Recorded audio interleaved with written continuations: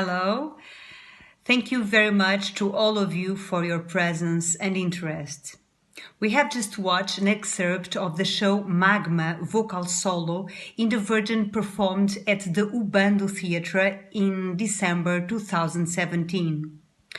Throughout this presentation, we will watch other excerpts of the same version. In this presentation, 1. How the theme emerged. 2. Initial question. 3. Definition of the concepts proposed within the scope of this work, pre-voice and vocal theatre. 4. Practical theoretical framework. 5. What has been achieved in this work. 6. Epilogue. At this conference, some of the results of the doctoral research will be shared, where the theme of voice as a driver of creation was essential. In my PhD, defended in March 2020, we sought to study how the voice can be the conductor of the scenic creation, leaving out vocal experimentalism that does not include the scene, theatricality. Following the work, the concepts of pre-voice and vocal theatre were proposed, whose scope will be explained ahead. These concepts relate deeply to an artistic and pedagogical vocal practice that I have come to develop over several years, not only as an artist but also as a voice professor at the Escola Superior de Teatro e Cinema, Higher Education School of Drama and Film, where I have lectured since 2004. So the doctoral work project emerged from a vocal, theatrical, musical and pedagogical practice in which the voice became the center wherein these fields would intersect. Hence is the split in two objects, an artistic one in the creation of the show MAGMA and written one in the elaboration of the thesis. From this practice, from my work as an actress, as a singer, as a vocal experimentalism, and as a voice teacher, the initial question of this work emerged.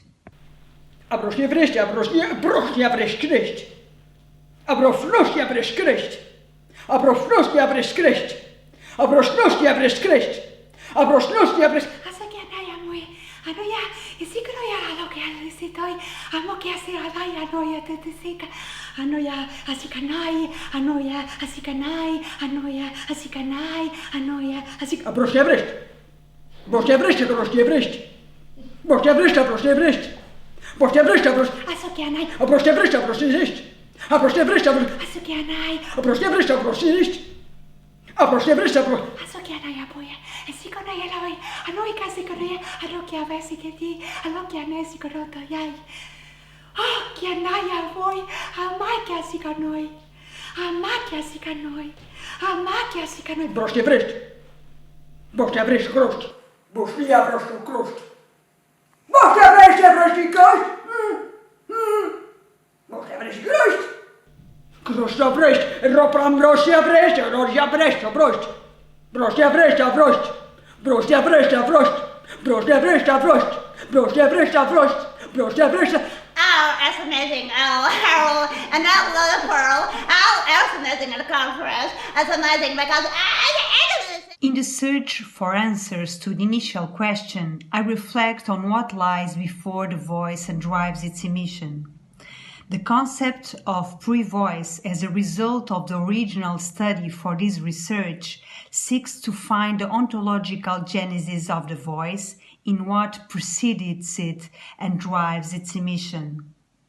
It relates to the pre-pictorial developed by Deleuze, to that of Simondon's pre-individual, to the idea of Barber's pre-expressive, as well as the idea of suspension defended by Merleau-Ponty. It can be defined as everything that is in power, inside and outside the expressor, before the voice emerges, and that will condition its appearance. The pre-voice is the gesture, the moment that precedes the vocal emanation. Therefore, it is the silence or the inspiration where the entire body of the performer empties itself of references or suspends them to surrender to vocal gesture. Therefore, the pre-voice is not the voice, but what precedes it, a silence imbued in sense. It is power and sense. Regarding the first, pre-pictorial, Deleuze advocates that the canvas is filled with everything that the painter has in their head, around them, or in their studio before they begin to paint, and of which an emptying must necessarily occur. Simondon returns to a pre-Socratic conception and regards pre-individuality as that which a human being carries within them, that is indeterminate and irresolute, and is connected to nature in the sense of what can come to be. Essentially, that which is common to all human beings and that precedes their individualization, involving both physical and biological aspects, as well as psychic and social ones. The notion of pre-expressive, which is enshrined in the principles of theatre anthropology inaugurated by Barber, is held as a basic level of the actor's-dancer's presence, a living scenic energy independent of their technique and which attracts the spectator's attention, differing from the one they would obtain in everyday life. Another of the concepts I proposed in my research was that of vocal theatre, which I defined as a type of theatre performance of a post-dramatic nature whose driving creative force is the voice and exploration of its multiple facets and which maintains interdependence with theatricality and dialogue with other artistic fields. The voice, ontological mark of the singularity of the vocal artist, is, in this context, embodied and becomes part of the performer's artistic positioning.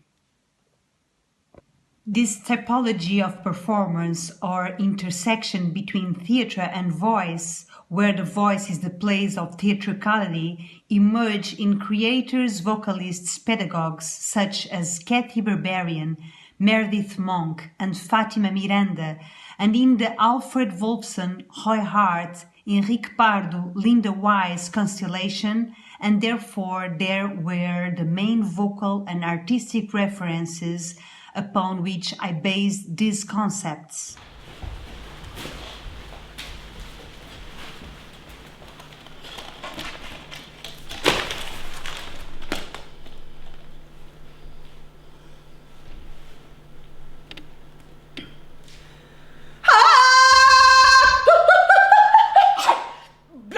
Blomp, blomp.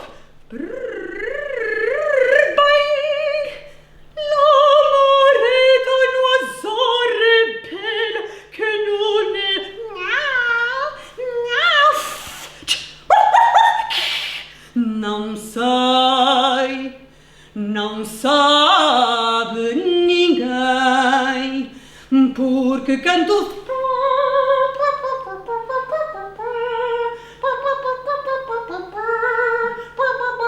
Tic-tac, tic-tac, ding!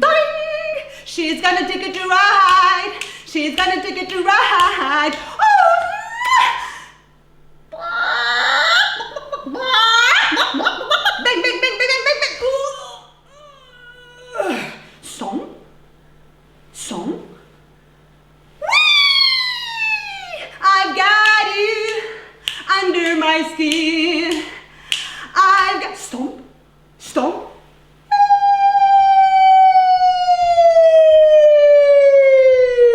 Block.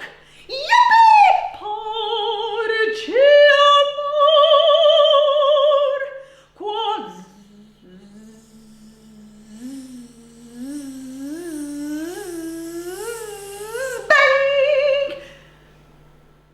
From a theoretical viewpoint, I found a very useful reflection on the voice in the thinking of Anton Artaud, Adriana Cavarero and Mladen Doller, which values its unique ontological and sensorial character, and in Merleau-Ponty and Deleuze I found a fundamental philosophical framework.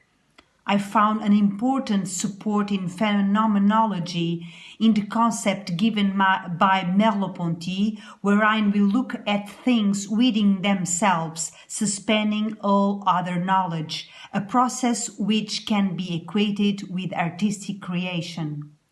I have drawn on dozens of authors throughout the thesis, which covers fields as diverse as philosophy, science, psychology, sociology, spirituality, and art theory. The show MAGMA Vocal Solo seeks to answer the initial questioning: what remains of the voice without text and without a specific musical style? What structure can we find for vocal presence on stage without words and songs? Can the voice be the driving force of scenic creation? In that quest for a primordial, originary, primitive, pre-verbal vocality, I discovered an excellent driving force for vocalization in the painting of Francis Bacon. Vocal improvisation from the painter's work led to the emergence of lesser-known sounds from the vocal scenic lexicon, usually only admitted if they are inserted within a narrative, such as laughter, crying, sighing, and moaning. The painting of Bacon revealed itself, therefore, to be an excellent driving force for accessing the most primordial and universal sounds, the place of becoming animal, where it becomes possible, despite it, that we may recognize and understand ourselves. Bacon was an access route to this particular and exceptional vocal territory, a typology of sounds that escape the structures that most commonly organize vocal emission, semantics, and music in its tonal organization.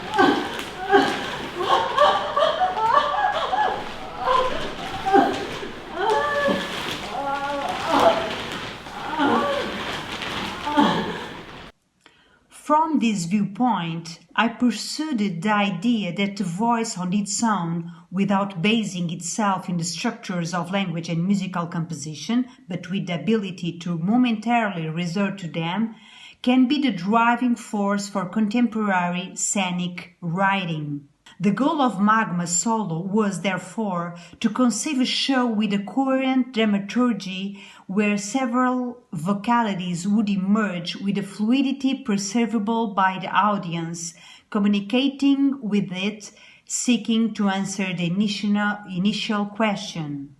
Even though, at times, I resorted to a musical logic, namely in the melodic improvisation of a repeated drone, the driving force for this show was the voice, that is, the voice as one of the main drivers of the scene in its most varied multiplicities according to the characteristics of the aforementioned vocal theatre. In that sense, fragmentation was one of its traits. As well as proposing these two concepts of pre-voice and vocal theatre, this work sought to distinguish the differences between some terminology, extended voice technique and nuova vocalità, as well as between crossover music theatre and musical theatre. In brief, extended voice technique refers to a vocal experimentalism that uses various voice techniques. The term introduced by Kathy Berberian, nuova vocalità, can include that which in EVT, extended voice technique, but the voice is embodied. It only makes sense in the performer that emits it and may include crossover. The latter refers to sung repertoire that includes various musical styles and voice techniques. Musical theatre refers to a cross between theatre and music of an erudite nature, and music theatre refers to commercial music theatre that is particularly produced on Broadway. With this work, I also found that the applicability of vocal research and of vocal theatre presuppositions is an asset not only from an artistic viewpoint, but equally from a pedagogical stance. It has revealed itself throughout my activity as a lecturer as an original and creative way of amplifying the scope of the voice while respecting the specificity of the voice of each performer. Although MAGMA motivated me to vocally explore my voice, ironically, it is within silence that one can find pre-voice.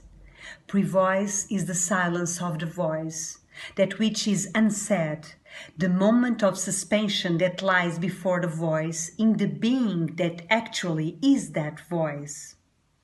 In that sense, prevoice and voice are Agamben's genius, the wonderful and unconscious miracle that occurs in our body and which appears in vocal sound.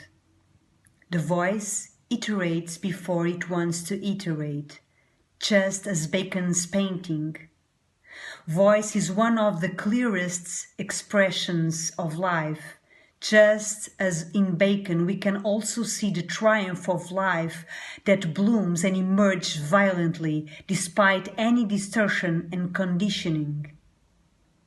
I believe in the voice as genius, a miracle that both reveals the conscious as much as it does the unconscious, common to us all, universal and simultaneously unique, singular, and that, upon the stage, fascinates, delights, and translates multiple facets. Thank you all.